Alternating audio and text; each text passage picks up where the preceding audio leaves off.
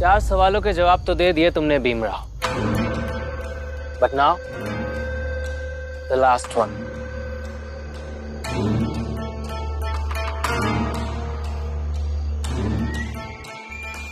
पांचवें और आखिरी सवाल का जवाब दो तो जानो, अभी तक भारत के इतिहास में सबसे ज्यादा संघर्ष करने वाले 5 लोगों का नाम बताओ, और तुमने उनके नाम क्यों लिए ये भी बताओ।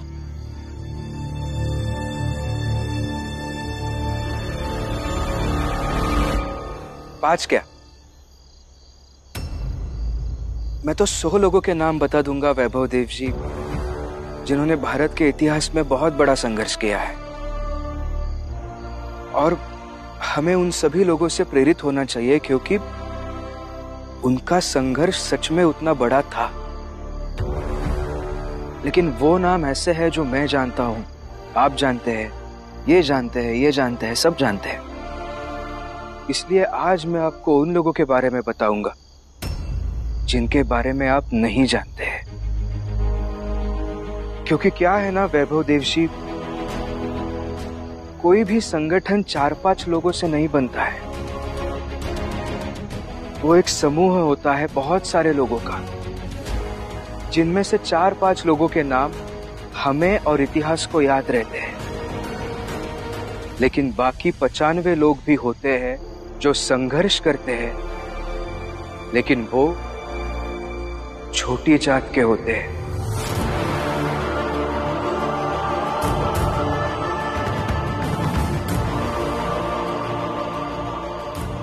उनका नाम आपको कहीं पर भी लिखा हुआ नहीं मिलेगा, क्योंकि इतिहास तो वो लोग लिख सकते हैं ना जो पढ़ना लिखना जानते हैं। हमारी जात के लोगों को कहाँ पढ़ना लिखना आता है, तो कैसे लिखेंगे इतिहास।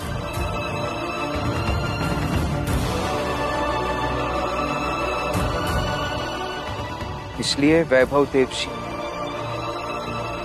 भारत के इतिहास में सबसे ज्यादा संघर्ष करने वाले वो लोग हैं जिन्हें आप छोटी जात के कहते हैं, और वो हम हैं।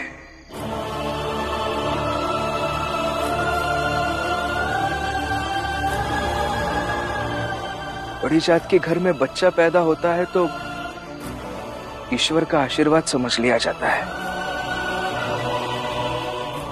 लेकिन हमारे घर में बच्चा पैदा होता है तो समाज के लिए अभिशाप बन जाता है।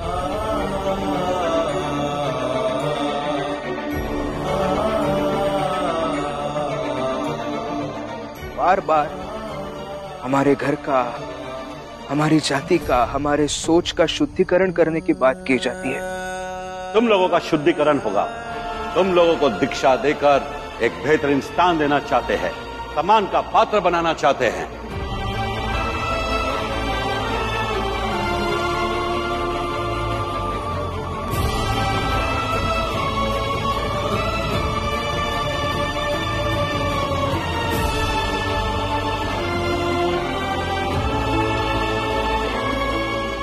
हमारे चलने से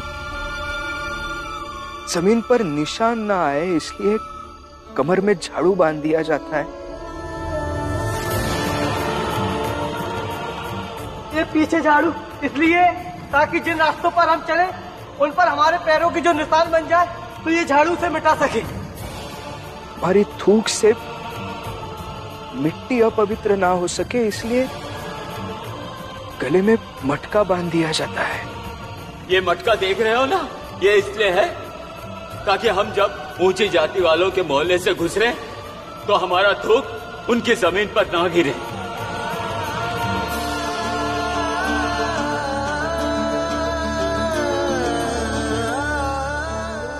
ईश्वर और धर्म से डराया जाता है हमें, लेकिन मंदिर में प्रवेश नहीं दिया जाता है।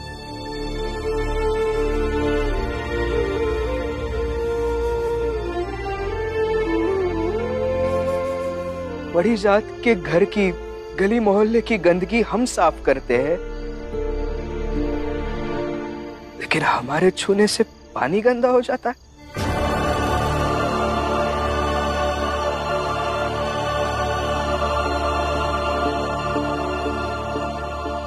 दरोगा साहब कभी भी हमारे मोहल्ले में आ सकते हैं, किसी को भी बिना वजह बिना सबूत के चोर कह के लेके जा सकते हैं। कोई भी हमारे मोहल्ले में आ सकता है, सामान उठाकर पटक सकता है, किसी को भी मार सकते हैं।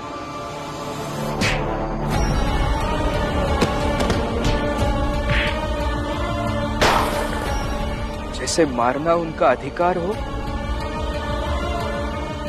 और मार खाना हमारा कर्तव्य।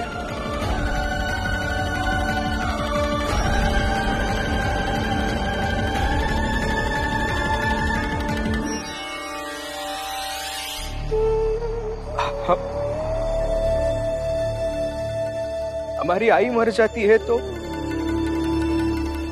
जलाने के लिए जगह भी नहीं दी जाती है। इसे जलाओगे कहाँ? वहीं जहां हम लोग अंतिम संस्कार करते हैं। वहाँ तो हम नहीं जलाने देंगे। इस महिला की लाश अगर तुम वहाँ जलाए तो पूरे गांव का वातावरण दूषित हो जाएगा। जाओ, ले जाओ, कहीं और जाके जलाओ।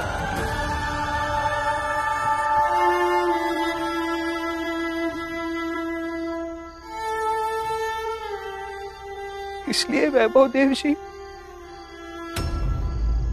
हमें हर पल लगता है कि हम जीवन जी नहीं रहे हैं बल्कि जीने का बोझ ढो रहे हैं। और वैसे भी समाज के लिए तो हम बोझ ही है ना।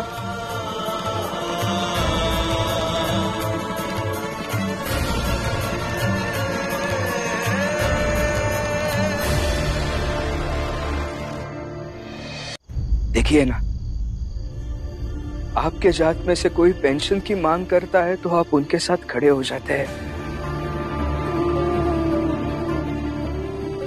लेकिन आज हम पेंशन की मांग कर रहे हैं तो आप मुझे सवाल पूछकर मेरी परीक्षा ले रहे हैं। किसी ना किसी तरीके से मुझे अपमानित करना चाहते हैं और मन ही मन में ये भी चाहते हैं कि मेरे बाबा को कभी पेंशन ना मिल सके। इसीलिए वैभव देव जी, हम वो लोग हैं जिनके संघर्ष के बारे में किसी ने इतिहास में नहीं लिखा, लेकिन संघर्ष है। और इसीलिए मुझे ऐसा लगता है कि उन 5 नामों में पहला, दूसरा, तीसरा, चौथा और 5वां सभी नाम हमारी मतलब छोटी जाति के हैं।